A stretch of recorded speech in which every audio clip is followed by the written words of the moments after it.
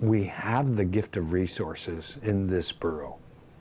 As we develop the non-renewable resources, we need to ensure that the renewable resources continue to thrive.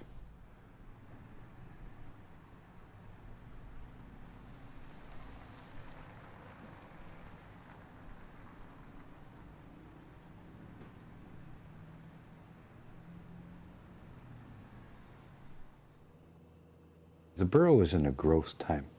Is there a way that we can have our coastal communities of Alaska benefit from this? Is there cheaper energy to be had? We are beginning to develop renewable resources for energy. Here in Kotzebue, for quite a few years now, we've been using wind. Buckland and Deering will be getting wind in the next couple of years. All of our water treatment plants have solar to help them cut the cost of heating those water plants. We're getting to the point of using more renewable resources, and we're looking at ways to get this to help us. We're struggling with this concept of economic development and maintaining an environmental security as well.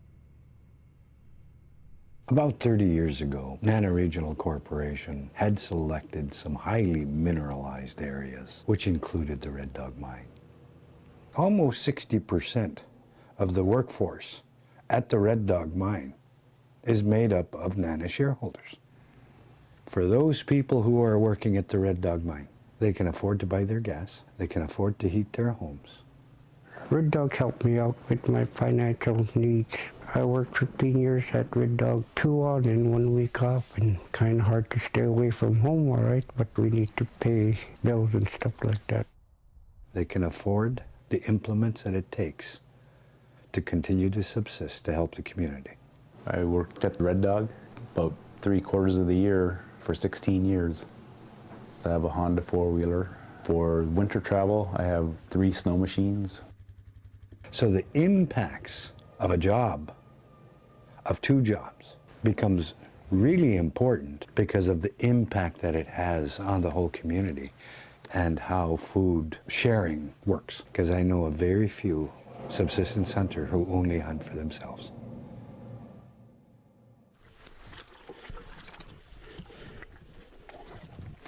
Worked full-time, trapped full-time, commercial fish full-time, and hunted full-time. And ended my career with being a borough mayor for six years. The economy here, it's called a mixed cash and subsistence economy. A lot of people rely on subsistence to take care of our meat needs, and that's an expensive item there. I'd rather live off the land than going over to the store and buy a $20, $30 or even a $50 roast. Living in a village is pretty expensive.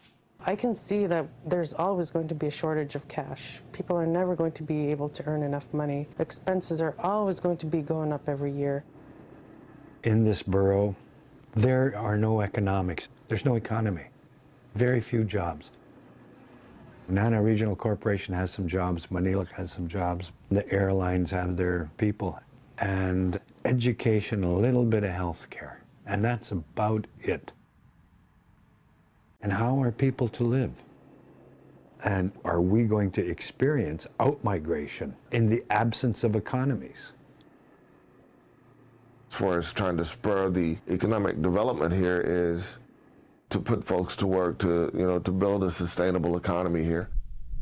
One of the biggest things that we're facing out here in Norvik, jobs and housing. Last summer, we were able to put about 27 residents to work. That was the most jobs that had been around the community in quite a few years. One of our underlying challenges that goes so unnoticed in this area, we have an extreme housing shortage and all of the associated ramifications of overcrowding. It impacts kids, it impacts the family, it impacts the community, it impacts the school. A lot of folks left the community because they just did not have a place to stay. And then you have families here that have 2, 3 families per household, and that's 10, 12 people in a 3-bedroom home. With housing, they move away and they don't come back because there's nowhere to live.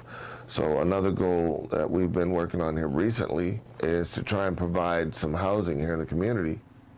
To bring in 20 homes would be about a $3.5 million investment in our community.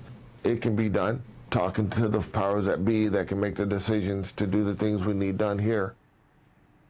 We need economic opportunity as well. Real good to see you. Whether it's going out to hunt and fish, or going to the store, or paying for your internet, and paying for your cell phone.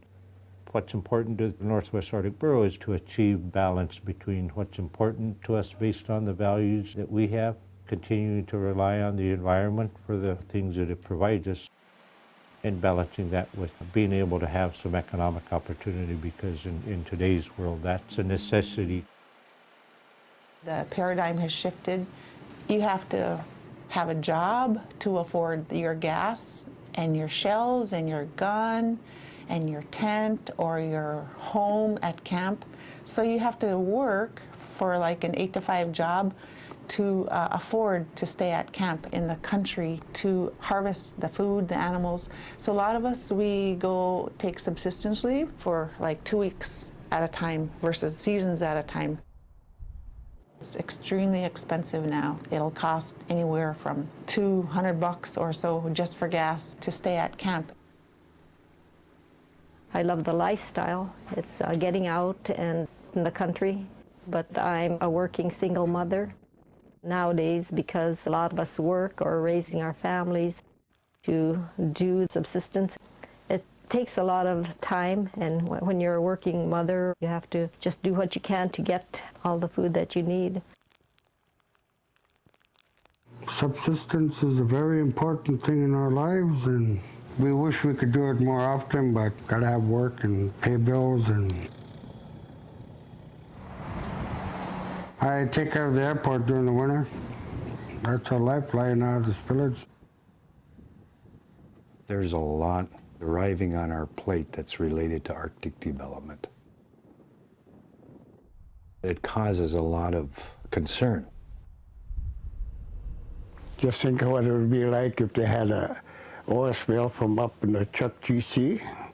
Think how far it would spread before they got to it. With the ice traveling at 9-10 miles an hour, and they have ice almost a football field long, and you mean to tell me your structure will be able to stop that? They said, we have good concrete. I said, well, I wish we'd bring it to our villages so we could put it on our roads and our airfields.